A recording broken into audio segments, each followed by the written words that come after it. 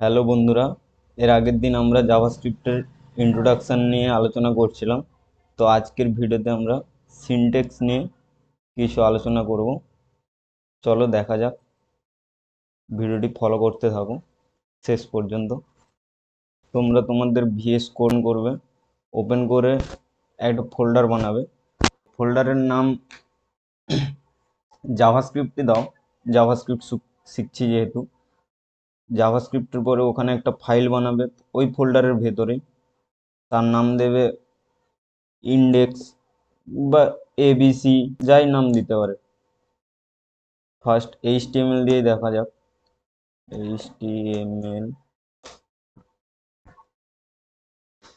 HTML আমরা doc create করব।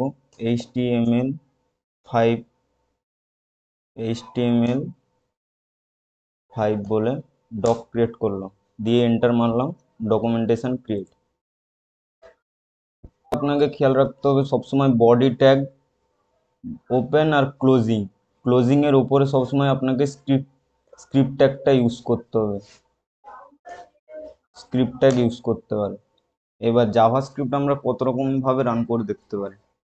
At first আমরা কনসোলে ব্রাউজার কনসোল মানে এইচটিএমএল ডকুমেন্ট। এটা একটা ওয়েব পেজ ক্রিয়েট করে, তো এর কনসোল আমি এখানে কনসোল ডট লগ করে দেখতেই পারি। কনসোল ডট লগ করে দেখতেই পারি।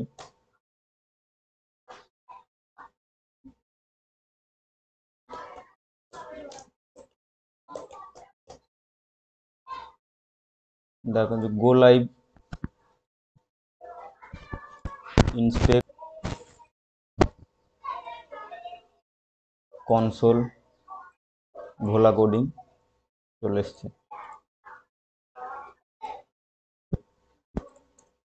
আরো দেখা যায় H1 ট্যাগে যদি আমরা এখানে ID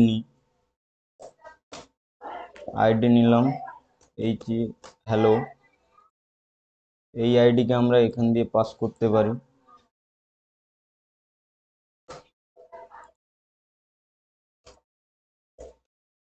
document dot get element by ID name dot inner HTML ক্যালটো আমি এখানে দিয়ে দিলাম কোডিং। তো তখন আমার এখানে ব্রাউজারে শো হবে, আর যখন আমি কনসোল বলে স্ক্রিপ্ট ট্যাগের মধ্যে লিখবো তখন আমার এখানে শো হবে। এটাই হচ্ছে ডিফারেন্স। আরো দেখতে পারি, আমরা অ্যালার্ট করেও দেখতে পারি।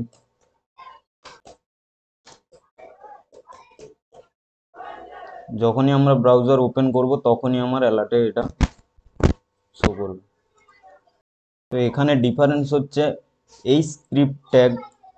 এখানে একটা ফাইল বানালাম জেএস এর syntax ডট জেএস। এখানে কনসোল যখন করব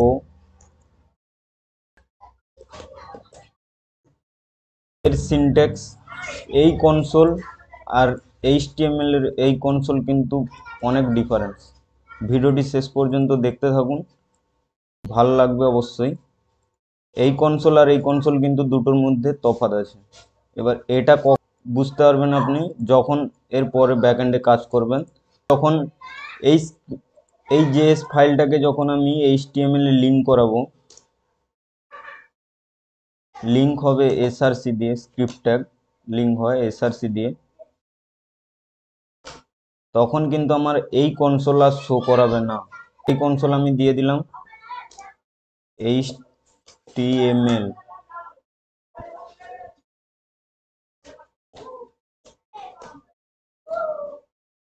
এখানে আমি দিয়ে দিলাম জেএস। তো এই কনসোল আমার আর ব্রাউজারে শো হবে না, ব্রাউজারে শো হবে আমার এই কনসোল। এটা কিন্তু ভেরি ভেরি ইম্পর্ট্যান্ট। এটা একটা ডাউট গেল। ধরনের দেখতে পারি। আর সব থেকে বেস্ট প্র্যাকটিস হচ্ছে আমরা প্রত্যেকবার যখন আমরা কোড করব এখানে, তখন কি আমরা গো লাইভ করে ব্রাউজারে গিয়ে এখানে আউটপুট দেখব। তো তার জন্য আমাদের প্র্যাকটিস টার্মিনাল। এখানে টার্মিনাল ওপেন করে নিউ টার্মিনালে আমরা ওই ফাইলকে রান করে দেখতে পারি। জন্য কি করতে হবে, অ্যাট ফার্স্ট আমাকে গুগলে যেতে হবে। গুগলে গিয়ে এখানে নোড জেএস বলে সার্চ দিলেই নোড জেএস বলে, এটা হচ্ছে run JavaScript everywhere. Script run করার জন্য আমাদের নোড জেএসটা মাস্ট ইম্পর্টেন্ট। তো এখানে এই node JS download node JS LTS ভার্সানটাই আমরা ডাউনলোড করব। অবশ্য আমার ডাউনলোড আছে বলে আমি এখন আর ডাউনলোড করছি না, এই ভার্সানটাই আমরা ডাউনলোড করব। ডাউনলোড করার পর আমরা টার্মিনালে এখানে গিয়ে দেখতেই পারি, নোড লিখবেন, স্পেস দেবেন, ট্যাব দাবাতে পারেন। যখনই ট্যাব দাবাবেন এখানে দেখুন ভোলা কোডিং জেএস চলে এসছে। এরপর আরেক ধরনের আপনি নোড লিখেও এখানে ফাইলের নাম দিতে পারেন, syntax.js, তখনও কিন্তু আপনার এটা রান করবে। থেকে বড় কথা, কোডিং কিভাবে ইমপ্রুভ করবেন। এরর খাবেন, এররটাকে সলভ করা, একবার হয় না, দুবার হয় না, ওটাকে নিয়ে পড়ে থাকুন। যতক্ষণ না ওটা সলভ হচ্ছে ততক্ষণ আপনি ওটা নিয়েই ভাবতে থাকুন। আমার ভিডিওটি ভালো লেগে থাকলে কমেন্টে অবশ্যই জানিও, পাশে থাকা সাবস্ক্রাইব এবং বেল আইকনটি প্রেস করে দিও।